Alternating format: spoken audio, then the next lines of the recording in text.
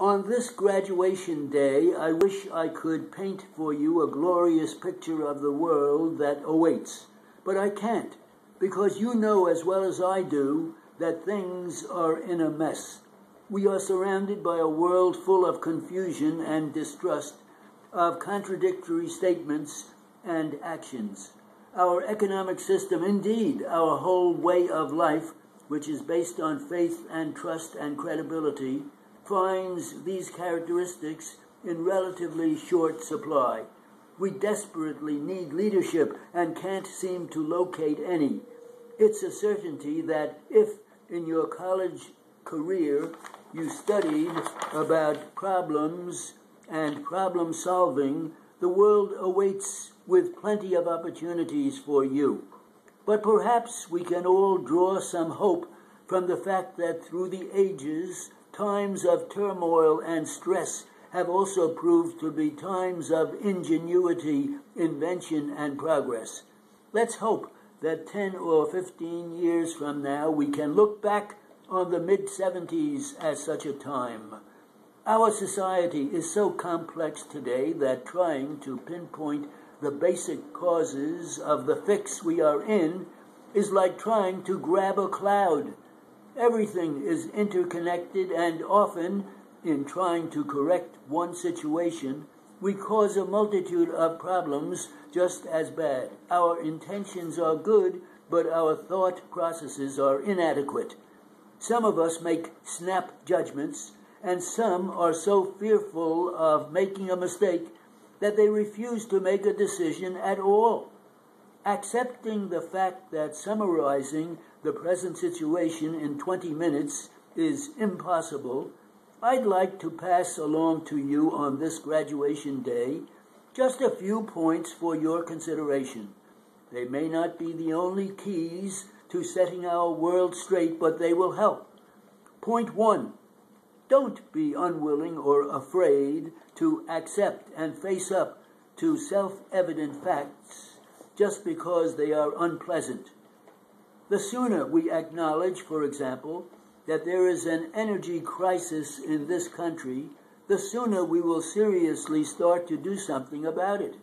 So far, this country, neither the government nor our people, has 100% accepted the fact, and we will suffer harder and longer because of it. Instead of facing up to the fact that a major adjustment in lifestyle and economic pattern is being forced upon us, people are wasting time trying to convince themselves there is no shortage, spinning their wheels, working on long-term solutions such as solar energy, geothermal energy, or wind solutions. Strive diligently to avoid being misled by the news media. Journalism no longer is the noble profession where objectivity in reporting was the order of the day. It is a business in which Nielsen ratings and volume of sales are held more important than a straightforward presentation of facts. As a result, editorializing is rampant and no longer confined to just an editorial page. How often nowadays can you read a news report and not be aware of the personal opinion of the writer? Very seldom. As a result, through day after day, week after week, exposure to opinions rather than facts, we become brainwashed without knowing it. How does one guard against this subtle influence on our lives and thinking? It isn't easy, but some protection can come from frequently switching newspapers or radio and TV commentators so that hopefully you get more than one viewpoint.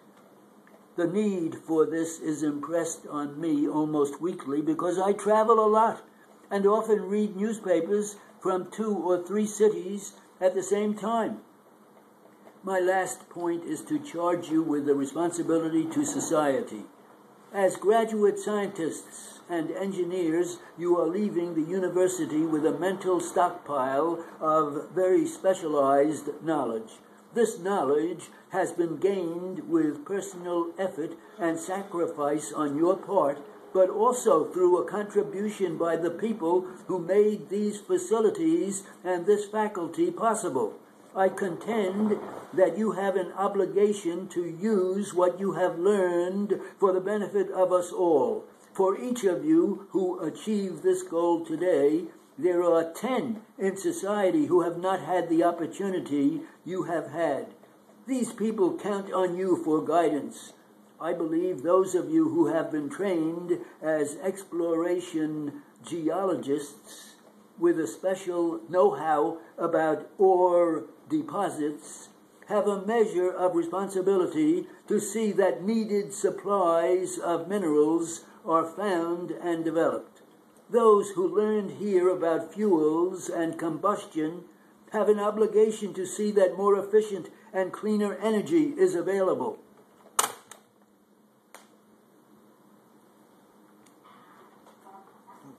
Okay.